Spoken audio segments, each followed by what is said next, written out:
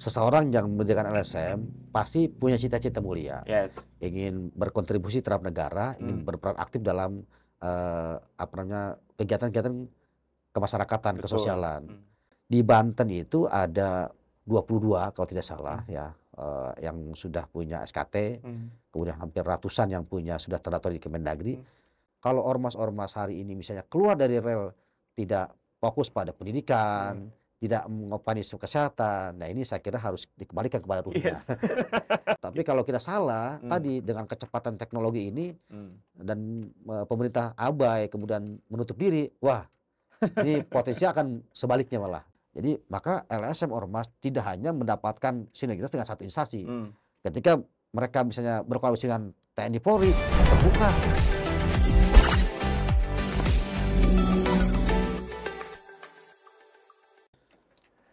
Assalamualaikum warahmatullahi wabarakatuh. Selamat siang, Sobat Ekbis dimanapun Anda berada. Senang sekali rasanya di siang hari ini di Studio Ekbis sudah hadir narasumber Faiz yang luar biasa. Beliau adalah Bapak Ade Awaludin, anggota Komisi 1 DPRD Provinsi Banten dari fraksi Partai Gerindra. Assalamualaikum Bapak Ade, apa kabar? Waalaikumsalam warahmatullahi wabarakatuh. Kabar baik, alhamdulillah. Alhamdulillah. Terima kasih banyak Pak sudah berkenan hadir di studio podcast Ekbis di tengah kesibukan yang luar biasa. Luar biasa, guys. Pak, sebelum kita banyak membahas soal LSM, karena insya Allah di siang hari ini kita lebih banyak akan membahas soal LSM, bagaimana peran sertanya dalam pembangunan masyarakat Provinsi Banten tentunya. Tapi sebelumnya baru saja beberapa hari yang lalu masyarakat Banten, masyarakat Indonesia serentak di seluruh Indonesia baru saja melaksanakan pesta demokrasi pemilihan kepala daerah se-Indonesia. Alhamdulillah Provinsi Banten ini aman, damai, tidak ada ketegangan dan lain sebagainya. Apa tanggapannya Pak Ade? Ya baik, Bang Bais. Sebelumnya saya mengucapkan terima kasih kepada masyarakat Banten yang sudah luar biasa ya.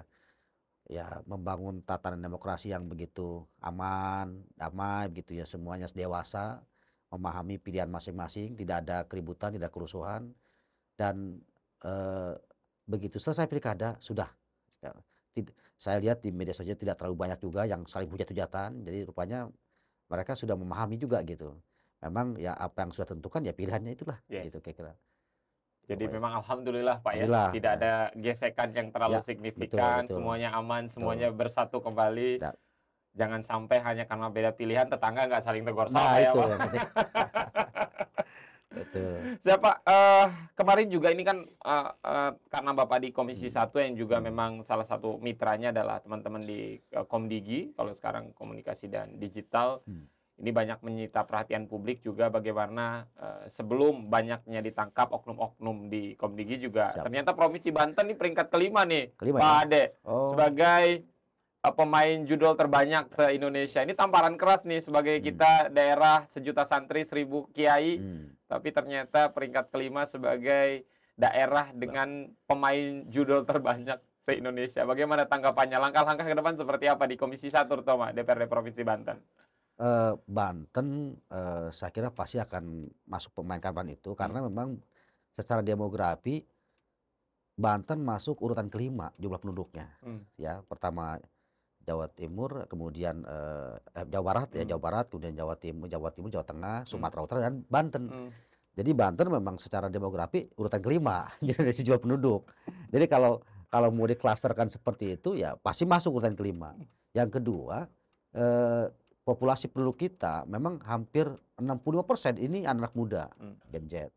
Nah, di mana ruang-ruang produktivitas mereka banyak di wilayah IT, handphone dan segala macam. Sehingga kalau ini tidak diarahkan untuk hal produktif, kecenderungan untuk tergoda wilayah itu masih ada. Nah, apalagi Banten selalu ditampar dengan perguruan tinggi, pengangguran tinggi. Nah, itu. Jadi pasti akan tantangan besar kita di situ.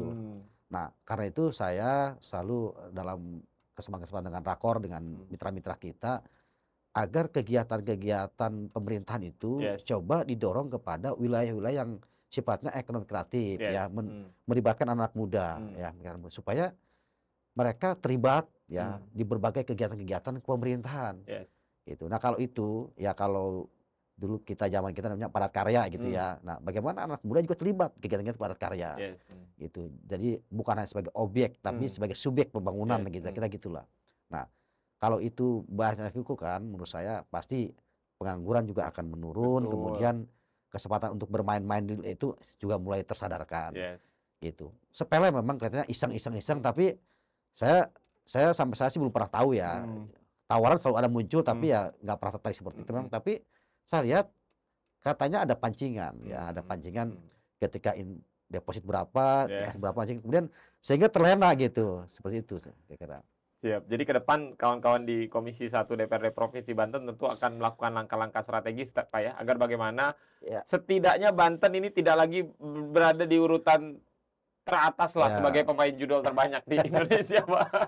Ya karena kita baper dari berzon dari pusat pemerintahan DKI Jakarta gitu ya, sehingga isu akses segala macam mobilitas pasti tinggi gitu. Siap. Itu kalau soal judul, belum lagi soal pengangguran sebagai pengangguran terbanyak di Indonesia, sebagai provinsi paling tidak bahagia. Tapi kalau kita melihat potensi Banten kan ini dahsyat Pak ya, apa yang tidak ada di provinsi Banten. Kita punya pelabuhan, punya bandara, punya pabrik baja, punya segalanya. Tapi memang rasanya potensi itu belum bisa dimaksimalkan dengan baik. Bagaimana tanggapannya Pak Ade? Ya, Pak Gubernur kita kemarin mewacanakan bahwa akan membuat satu regulasi peraturan 70% ya, akan mengakomodir sebuah instansi itu untuk mengakomodir anak-anak daerah, putra daerah berdasarkan KTP pastinya kan begitu. Nah, sementara sebenarnya Perda Banten sendiri dalam rencana induk perindustrian sudah mengamalkan 4% ada partisipasi masyarakat. Nah, ini 7% luar biasa kan gitu. Nah, karena ini satu tuh momentum, ya momentum bagi bagaimana menyelesaikan persoalan pengangguran. Tapi yang lebih penting lagi menurut saya adalah bagaimana pemerintah ke depan juga harus mendorong sertifikasi di berbagai bidang. Sertifikasi kompetensi. Sertifikasi kompetensi. Sertifikasi. Jadi indikatornya ke situ. Sehingga kita punya stok talenta dari berbagai disiplin kompetensi dan ketenagakerjaan. Termasuk misalnya pemandu wisata. Pemandu wisata juga harus bersertifikat. Ya, supaya infrastrukturnya pariwisata kita siapkan. Kemudian masyarakatnya kita dorong untuk supaya sadar wisata, tetapi juga talentanya, kompetensi ilmunya juga teknokrat pariwisata juga punya gitu, berdasarkan sertifikasi itu. Juga hal yang lain gitu, sertifikasi kebudayaan gitu. Nah, alhamdulillah hari ini pemerintah Pak Prabowo juga memisahkan ya, ada kementerian namanya Kementerian Budaya. Nah, kalau sudah misalkan begitu berarti ada fokus yang jelas terkait bagaimana pengelolaan kebudayaan di Indonesia, terutama di Banten. Beberapa tahun yang lalu saya sebenarnya juga diamanatkan oleh teman-teman di seni Nusantara Indonesia. Bagaimana ini mendongkrak keris Nusantara sebagai khasanah budaya Indonesia. Ini juga ternyata satu kompetensi tersendiri. Sehingga harus ada pelatihan khusus, sehingga pelatih itu adalah namanya empuk gitu ya. Dan sertifikasi empu ini bukan lagi nasional tapi internasional. Nah, Bang Fadli-John sebagai ketua ketua ya menteri sekaligus waktu itu sebagai ketua keris Nusantaranya, beliau paham betul dan mendorong betul bagaimana ini bahwa keris ini sudah masuk UNESCO dan di seluruh Indonesia, di seluruh provinsi ada, maka harusnya ini didorong setiap daerah ini lahir kompetensi-kompetensi keahlian-keahlian empu-empu di setiap provinsi. Siap. Karena kalau ngomongin budaya Indonesia luar biasa. Wah, nggak kurang-kurang, betul. Banten aja budayanya udah banyak banget, Pak. Belum keluar Banten dan lain sebagainya. Pak, ini balik lagi ke soal tema kita di siang hari ini soal LSM, Pak. Ini kalau ngomongin soal LSM ini kita melihatnya dari berbagai aspek. Ini rasanya kalau sekarang kok kayak rasanya gampang banget gitu, Pak. Mendirikan sebuah LSM. Emang prosedurnya syaratnya segampang itukah sehingga rasanya sekarang kok banyak banget gitu LSM. Dan sebenarnya tujuan LSM ini apa sih sebenarnya? Ya, kalau LSM kan pasti seseorang yang mendirikan LSM pasti punya cita-cita mulia. Ingin berkontribusi terhadap negara, ingin berperan aktif dalam kegiatan-kegiatan kemasyarakatan, kesosialan. Artinya apa-apa yang tidak ditangani oleh pemerintah, maka ada kesadaran sipil di situ untuk ikut terlibat. Maka dirikan LSM, itu sejatinya sepertinya. Nah, bagus sebenarnya itu adalah indikator kekuatan dan indikator majunya sebuah civil society. Ya, bahwa kemudian prakteknya banyak LSM atau ormas yang keluar dari tujuannya, ya itu kan selalu ada anomali. Tapi inilah PR kita. Ya, bagaimana ketertiban, kemudian bagaimana pembinaan harus kita terus lakukan. Di Banten itu ada 22 kalau tidak salah ya, yang sudah punya SKT, kemudian hampir ratusan yang sudah terdaftar di Kemendagri. Nah ini harusnya menjadi pembinaan khusus bahwa LSM, Ormas, ini memang sejatinya harus diarahkan kepada peningkatan IPM. Itu, jadi kalau kita tahu ya, sejarah Ormas itu Indonesia sebelum Indonesia merdeka, Ormasnya sudah ada. Sebelum Indonesia merdeka? Sebelum Indonesia merdeka diawali oleh Ormas. Nah, salah satu Ormas ini adalah bentuk kesadaran kolektif anak bangsa waktu itu, gitu, yaitu Jamaat Khair 1901. Setelah ala Jamaat Khair itu baru muncul Sarekat Islam, Budi Utomo, kemudian Muhammadiyah dan NU, dan seterusnya dan seterusnya. Nah, ini artinya bahwa di awal pendirian nggak ada mereka menyiapkan pasukan tentara, tapi disiapkan bagaimana SDM. Ya, SDM, bagaimana disiapkan pendidikan. Muhammadiyah juga fokus pada pendidikan, NU juga fokus pada pendidikan. Jadi semua ormas-ormas itu, apalagi Budi Utomo, difokuskan kepada peningkatan kesehatan dan pendidikan. Itulah sejatinya ormas sebenarnya. Nah, jadi kalau ormas-ormas hari ini misalnya keluar dari rel, tidak fokus pada pendidikan, tidak mengopani isu kesehatan, nah ini saya kira harus dikembalikan kepada ruhnya. Supaya apa? Makanya sebenarnya saya bilang kalau Ormas Banten ini semua bikin kegiatan, dari semua kegiatan itu ada fokus pada bagaimana mengataskan buta aksara, ya kan, bagaimana peningkatan kesehatan, luar biasa. Maka ormas-ormas LSM yang ada di Banten ini kontribusi luar biasa terkait peningkatan IPM. Nah ini yang saya pada Kesbangpos selalu mendorong, mengarahkan coba proposal-proposal mereka, ajuan-ajuan mereka terkait pembinaan dan segala macamnya itu arahkan kepada peningkatan pendidikan dan kesehatan. Supaya mereka juga berkontribusi terhadap peningkatan IPM itu. Gitu. Betul, siap. Jadi memang PR-nya di sana. Walaupun tujuannya baik, kadang-kadang agak sedikit keluar dari rel ya, Pak ya. Betul. Jadi tujuan Ormas LSM itu bagaimana meningkatkan harapan hidup, ya kan. Nah, jadi bukan bertahan hidup, tapi bagaimana meningkatkan harapan hidup lah gitu. Siap-siap. Tapi kalau dari sisi klasternya memang dibagi-bagi Pak ya, LSM. Ada memang di pendidikan atau di klaster mana aja Pak sebenarnya yang diatur dalam undang-undang? Ya enggak ada, LSM itu silakan aja, bebas saja gitu. Jadi sepanjang punya tujuan pada peningkatan kualitas SDM segala macam ya pasti gitu. Artinya itu apa-apa yang tidak diurus oleh pemerintah dianggap ya kurang, maka LSM berusaha mengambil peran itu gitu. Makanya kalau ingin memiliki peran seperti itu, yuk kita arahkan kepada bagaimana peningkatan IPM. Soalnya kan memang apalagi beberapa bulan terakhir nih kita sering banget nih menyaksikan di televisi, di berita-berita di media online, di surat kabar dan lain sebagainya, ormas dan lain sebagainya yang bentrok. Ini tentu sudah keluar dari jalur ya Pak ya. Ini harus diluruskan lagi Pak. Kalau itu mungkin strategi bertahan hidup lah itu.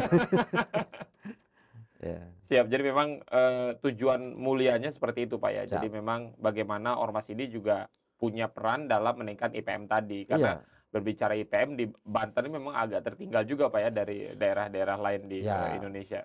Agak turun lah 75 berapa gitu. Tapi masih bagus lah, masih bagus. Siap. Pak, dengan potensi yang tadi sempat Faiz sampaikan di awal, potensi Banten yang luar biasa. Kemudian bahkan sekarang Provinsi Banten didominasi oleh teman-teman yang masih muda, teman-teman Gen Z, Gen milenial itu sangat mendominasi di Provinsi Banten dari sekian juta masyarakat Banten. Apakah ini menjadi kekuatan untuk Banten agar 5 tahun ke depan, mungkin 10 tahun ke depan menjadi sebuah provinsi yang benar-benar maju, yang tidak tertinggal dengan provinsi-provinsi lain di Indonesia, semisal Jakarta mungkin atau daerah-daerah lain, Pak? Saya punya keyakinan itu. Saya punya keyakinan terlepas hari ini ya mungkin Tuhan sedang berikan rahmat yang luar biasa kepada Provinsi Banten dengan gubernur kita yang muda ini. Jadi memang kalau kita mampu fokus pada penggarapan anak muda, ini lompatannya akan cepat. Karena yang tahu selera, yang tahu hambatan, peluang itu anak muda hari ini. Tentu teman-teman di usia di atas 50-60 udah tidak update lagi. Tapi teman-teman di gadget itu tahu harapannya seperti apa, tantangan seperti apa.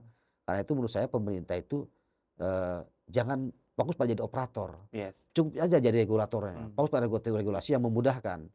Biarkan operator itu anak-anak muda, gitu. Biarkan kegiatan, kemudian juga peluang itu yang lawan anak muda. Nah kalau anak muda ini menjadikan banyak memiliki subjek pembangunan, terlibat di berbagai sektor, ini mereka punya andil, ya, mereka merasa punya saham terhadap Republik dan provinsi ini gitu. Sehingga kesadaran untuk membangun kebudayaan, kesadaran untuk membangun pariwisata, kesadaran untuk bagaimana mengamankan daerah, ya tadi kalau semua bentrok nanti investor lari.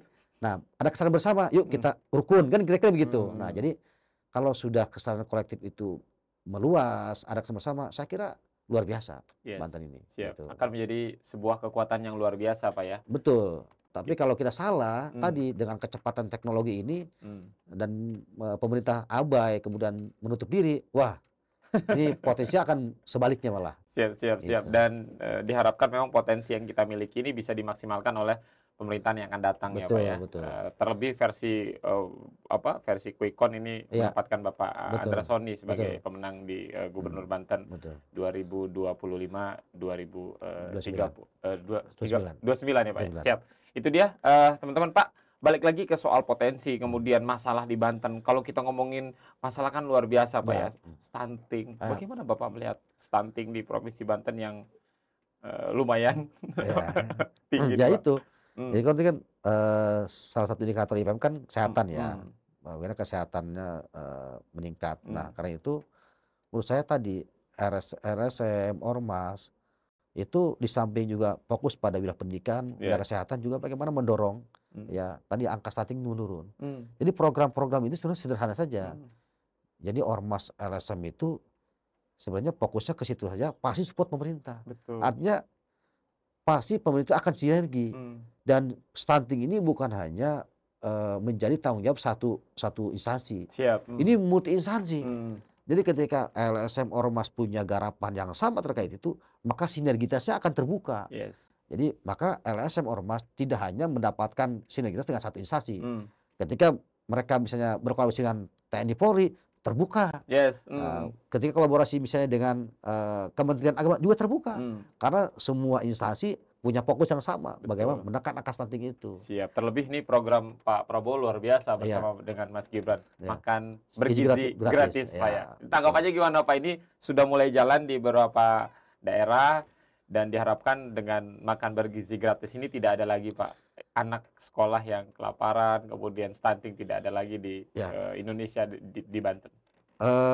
Saya punya keyakinan luar biasa kepada Bapak Presiden kita bahwa beliau yang pernah hidup di berbagai negara, sampai pada satu kesimpulan bahwa problem di masyarakat Indonesia ini masalah gizi, ya, bagi masalah gizi sehingga ini yang menghambat pertumbuhan dan segala macam.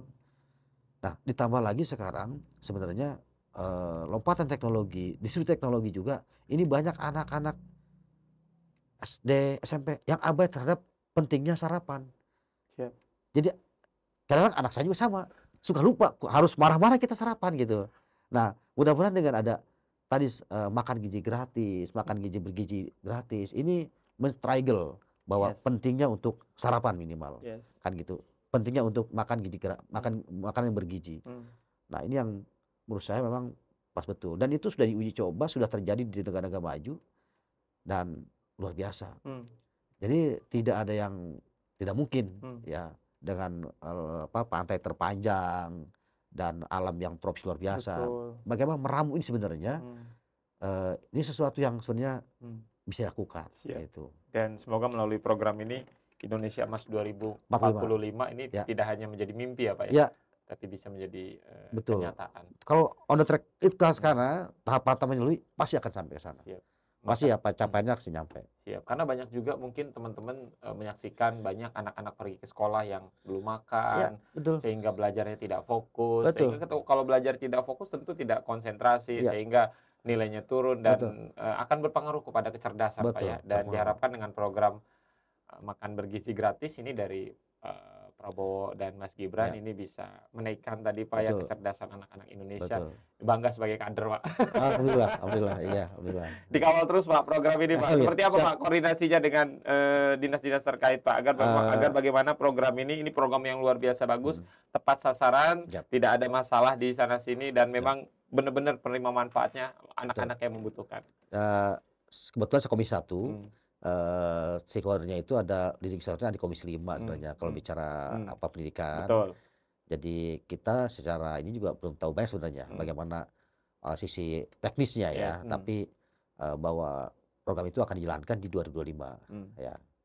Ya mudah-mudahan lah ini semua komponen juga terlibat ya, TNI Polri juga terlibat bagaimana mengangkat program bisa berjalan gitu. Yes, terima kasih banyak Bapak Ade sudah berbincang-bincang bersama Faiz di sini di Studio Ekbis Banten. Terakhir mungkin Pak, apa ingin Bapak sampaikan untuk masyarakat Banten yang alhamdulillah kita aman-aman saja dan semoga nanti di 2045 Indonesia Emas ini bisa segera kita raih. Seperti apa? Apa yang ingin Bapak sampaikan untuk masyarakat Banten? Baik, teman-teman, rekan-rekan sekalian, terutama pegiat LSM, pegiat Ormas, yuk saya mengajak di pemerintahan RI hari ini maupun pemerintahan provinsi hari ini kita fokuskan bagaimana peningkatan IPM naik.